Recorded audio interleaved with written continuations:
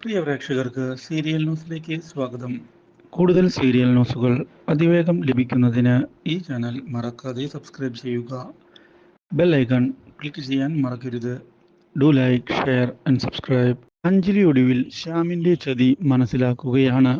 ഇതോടെ ഇനിയും ശ്യാമിനെ വിശ്വസിക്കാൻ സാധിക്കുകയില്ല എന്നുള്ള കാര്യം മനസ്സിലാക്കുന്ന നമ്മുടെ അഞ്ജലി എത്രയും പെട്ടെന്ന് തന്നെ ഡിവോഴ്സിൻ്റെ കാര്യങ്ങൾ മുന്നോട്ട് കൊണ്ടുപോകണം എന്നുള്ള തീരുമാനം എടുത്തിരിക്കുകയാണ്. ഇതിൻ്റെ ഭാഗമായി ഇതേ തുടർന്ന് കാര്യങ്ങൾ വ്യക്തമാക്കുന്ന അഞ്ജലി അശ്വിനോട് ശ്യാമിനെ വീട്ടിൽ നിന്ന് പുറത്താക്കാൻ ആവശ്യപ്പെടുകയും ചെയ്യുന്നു.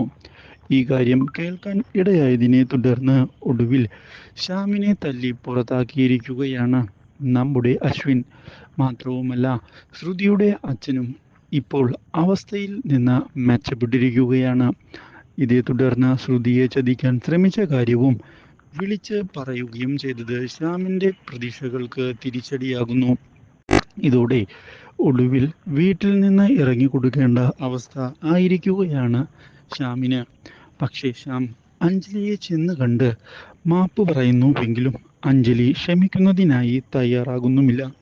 ഇത് ശ്യാമിൻ്റെ പ്രതീക്ഷകൾക്ക് തിരിച്ചടി ആവുകയും ചെയ്യുന്നു. ഇതേസമയം ശ്രുതി അശ്വിനെ ചെന്ന് കണ്ട് അശ്വിനോട് തൻ്റെ പ്രണയം തുറന്ന് പറഞ്ഞിരിക്കുകയാണ്.